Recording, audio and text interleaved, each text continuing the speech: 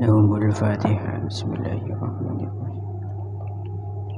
Ar-Rahmanirrahim. Maliki yaumiddin.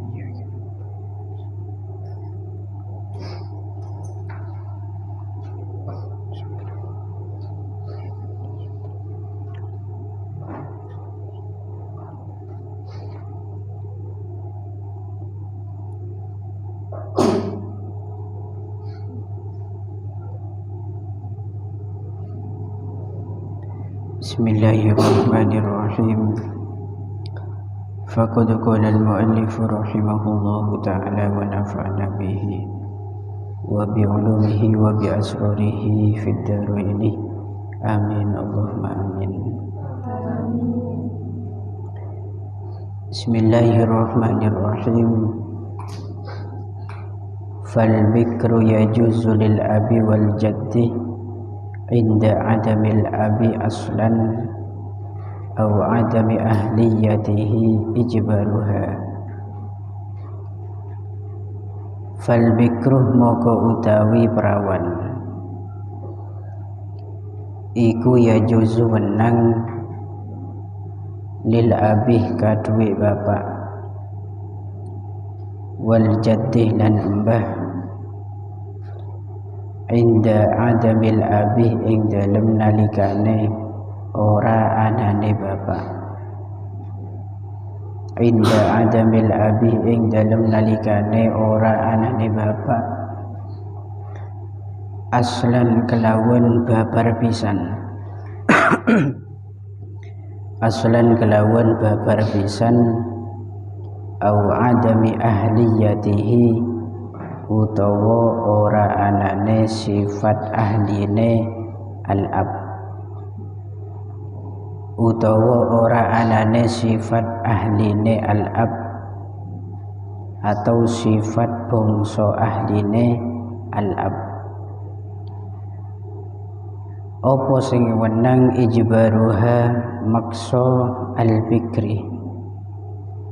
Apa ijbaruha maksa al-bikri? Al-bikri tegese perawan alan nikahi ing atase nikah. Ngono wau in wujidat lamun den temu apa syurutul ijbari piro-piro syarate maksa. Apa syurutul ijbari piro-piro syarate maksa. Bismillahirrahmanirrahim.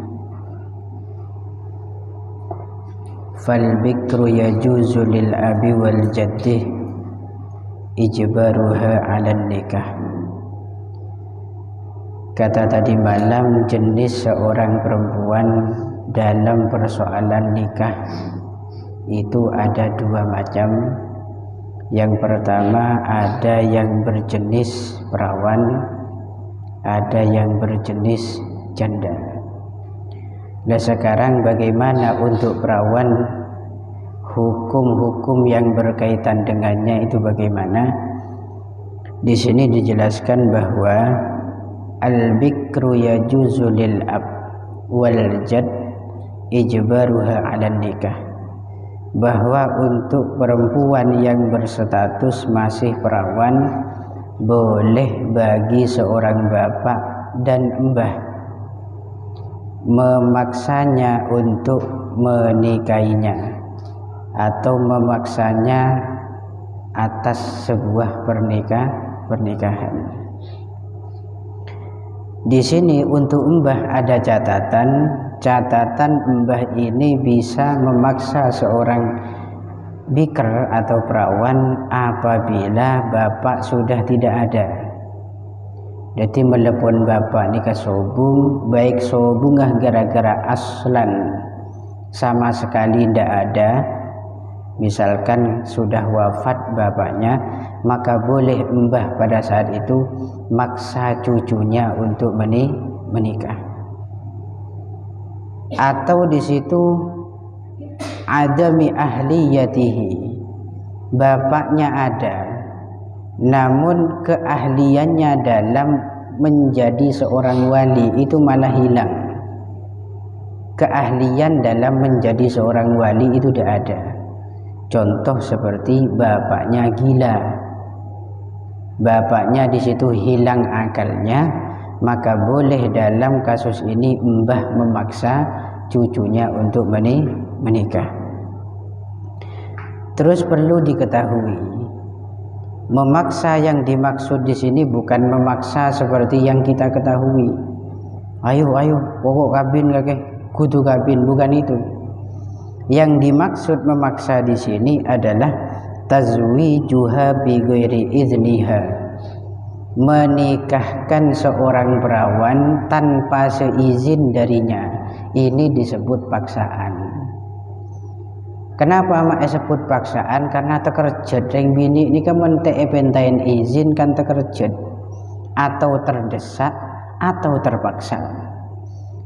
Jadi jangan dimaknain boleh bagi bapak atau mbah memaksa anaknya atau cucunya yang masih perawan untuk menikah. Itu bukan maksa seperti yang kita ketahui.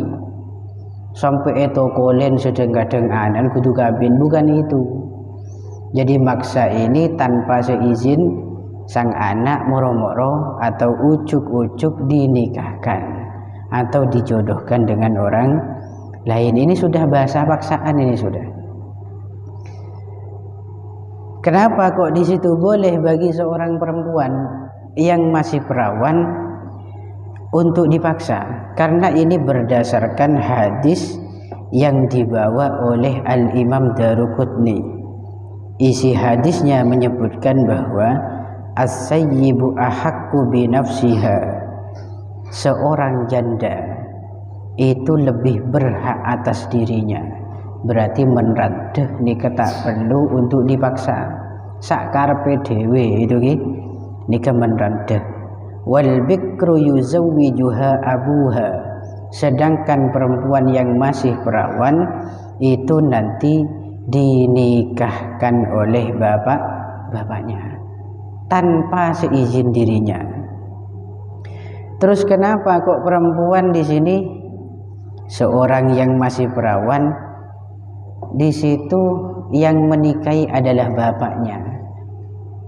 Kok ndak moro-moro sebini tibi yang mengatur pernikahan atau meminta untuk nikah atau pergi ke laki-laki untuk diminta nikah? Karena dabun ulama li annaha lam tumarisir rijal bil wad'i, orang bini saya masih perawan secara khusus, secara umum setuju orang bini nikah tak kira lanyala kadek kering laki. Nikah qaidahnya para ulama. Nak kanak bini nikah tak kira cangan ke orang laki kadek. Kenapa? Fahiya syadidatul haya, reng bini itu diidentik dengan rasa malu yang sangat besar pada dirinya. Kengain ini berarti kudratnya seorang wanita yang harus tetap dipertahankan, khususon zaman mangken cek sampai reng bini ni kata andi todus. Anapa?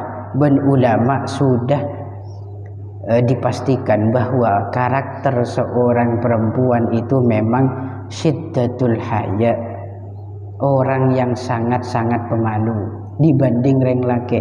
Berarti menbeng tembengan orang laki ben orang bini ni kerajaan reng bini todus. Oleh karenanya ini bahaya kalau sampai terbalik. Misalkan reng laki setodusen kemudian sebini selangka, oning langka sampai tak depor, oning tak depor sampai. Yaitu contohnya jangan keselake, lanyala keselake, akebai isyarat kepada reng laki. Dan ini terbukti untuk di zaman sekarang ini, Masya Allah, TikTok lebih banyak mana antara TikToknya wanita dan pria? Lebih banyak mana antara TikTokkah yang isinya di situ orang bini apa orang laki?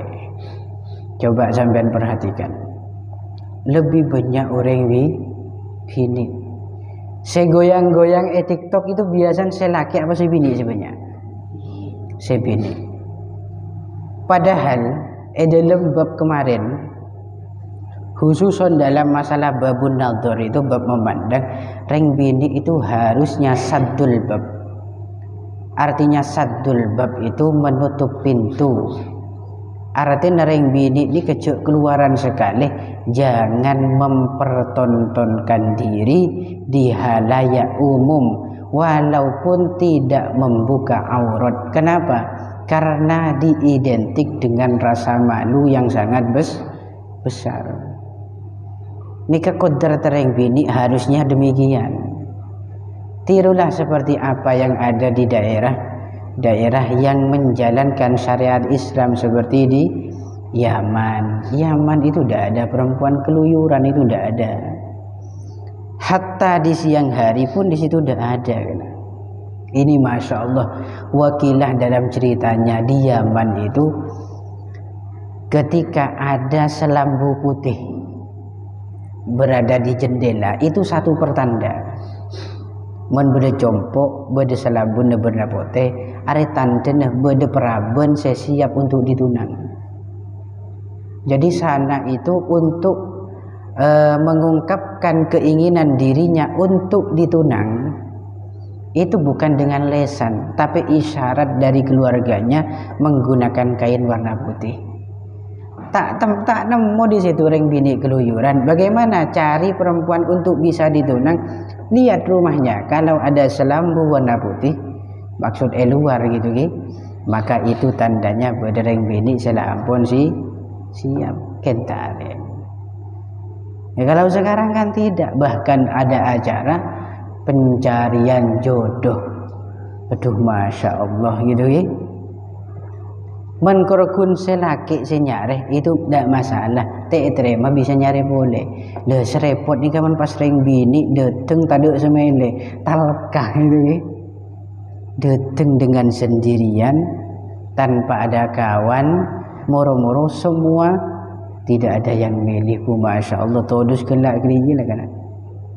Odik sekalian ada kena kerja todus sebon.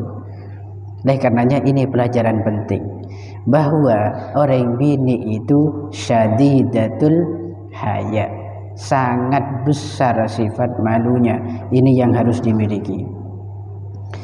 Kemudian perawan yang dimaksud di sini mutlak, artinya tidak ada perbedaan baik perawan ini masih kecil atau sudah besar, sogirotan au kabirotan. Baik perawan ini sempurna akalnya atau rusak seperti orang gila yang rusak akalnya, ini tetap, artinya tetap di situ memberlakukan aturan-aturan seorang perawan, yaitu berhak bagi walinya untuk menikahkan secara paksa. Dan wali yang berhak untuk menikahkan secara paksa ini hanya tertentu pada bapak dan embah saja. Untuk selain dua orang ini tidak boleh maksa. Contoh seperti ibnul akhi, anak dari saudara, berarti penakan, atau paman misalkan, atau anaknya paman sepupu, atau sejenis daripada mereka. Itu semua tidak berhak untuk memaksa. Keingatin walaupun belih nikah, misalkan bapak ben embah nikah sobung umur, saat beliin dekik misalkan paman, misalkan paman itu harus minta izin dulu. Jadi yang berhak maksa hanya bapak dan embah saja. Ini yang berhak maksa. Akan tetapi walaupun ada syariat ijbar, syariat berhak untuk memaksa, namun disunnahkan istizanuha idza kanat mukallafatan, meminta izin terlebih dahulu kepada seorang putri apakah mau atau tidak. Ini yang sunnah. Jadi ini kepesan kangkui para ring sepo men makabina anak atau membekalna anak di situ lebih baik. Bahkan sunnah di situ minta izin terlebih dahulu kepada putrinya, nak kaki kelem beberkan labirnya. Ini yang sunnah. Apabila anak kanak se'eptabar ini sudah mukallaf, berarti sudah balik dan akalnya itu sempurna, tidak gila. Ini berdasarkan hadis yang diriwayatkan oleh Imam Muslim. Di situ disebutkan wal bikru yasta'muruha abuha. Untuk seorang perawan itu walinya menawari untuk menikah. Jadi perawan itu nanti ditawari terlebih dahulu. Jangan moro-moro kamu dijodohkan begini. Walaupun itu boleh, tapi sunnahnya lebih baik ditawarkan terlebih dahulu. Dan hadis ini dabun ulama mengarah hukumnya pada hukum sunnah, tidak wajib. Karena kalau wajib nanti bertentangan. Anapah mae sunnah aki kang kui beli nikah atau bapak ben emba untuk menawarkan terlebih dahulu kepada anak tujunah tatyiban li khatiriha, agar hatinya wanita merasa nyaman dan tentram. Marah kula tanya ke binian, ini kan khusus binian ki. Rakira binian epele aki ben bapak atau ben bana jodoh bi meleti bi atau boleh pilih aki tapi sesuai dengan pelena sampean milih ke sampean. Apa moro-moro ucuk-ucuk bedereng laki pelena ban sampean, atau bedereng laki ia pilihan kia misalkan tapi sudah ada persetujuan sampean. Ya milih tibi kan? Lah, kenapa kok milih sendiri? Lebih legowo apa? Umpama abe itu misalkan abe li kebodok relek tak kira pikiran boleh. Oh berarti tang judu temu wingkola. Beda kasus dengan begini. Nak kakek beli kebodok. Di rumah. Kakek wingko judu lagi biring lagi lah. Oh tula abe li iming apa? Mengamang apa gitu. Mengmeng senyaman cetak itu mengmeng. Pas coba di rumah tang lagi. Ternyata ya bodok banyak ring lagi genteng ke di pas coba sar. Pas lempo dua buk misalkan, pas tak teman mandi misalkan, sebenarnya karena bukan pilihan sendiri. Nah, sehingga ini disunnahkan. Alasan yang kedua kenapa kok ditawari dulu ini yang sunnah, karena di situ yang berhak untuk merasakan bahagia itu adalah anak yang menikah. Dan ketika ada rasa bahagia pada seorang anak, maka muncullah di sana apa nyaman al-wadud, rasa cinta. Rasa cinta dari seorang anak dengan pasangannya. Kalau sudah cinta, maka sesuai pada apa yang diharapkan oleh Rasul, yaitu liiksarin nasli, memperbanyak keturunan. Reng laki bendeng bini itu mencintanya kuat, tambah sekut lon kelon, gitu kan kasarnya begitu. Mendeng laki bendeng bini sekut lon kelon berarti sekut ngandung. Men sekut ngandung berarti sekut di anak. Men sekut di anak berarti banyak keturunan. Dan itu tujuan Nabi. Lah ini faktornya. Men sampai ejud lagi pas tanda. Lah ini malah dampaknya nanti ada sebuah pertengkaran, tidak ada tawaddud, tidak ada rasa cinta. Tapi tak oleh ini dijadikan dalil maksa bapak pokok saya nggak ada panjang kitab kudu petabar kangko. Ini bahasanya tak kudu kok, sunnah. Saya nggak coba. Ini sunnah lebih baik. Umpama bapak karena bibi misalkan paksa sampean moro-moro judul giben orang tak dosa bapaknya. Boleh, siapa suruh dia di Praben kan gitu kan. Praben itu memang begitu. Kemudian wayakfi sukutuha, untuk jawaban yang berhak diiktibar atau dianggap oleh syariat dari perawan itu adalah cukup dengan diamnya saja. Jadi sampean menelamar orang dari mana serak sampean nih kelagena pas neneng sampean berarti tadullu ala na'am. Jadi isyarah sampean dengan diam itu adalah menunjukkan sampean setuju. Maka mun sampean kiran tak serak langsung ngomong, "Ya, begitu deh." Hati-hati bahaya diamnya perawan saat diharapkan jawabannya itu menunjukkan jawaban.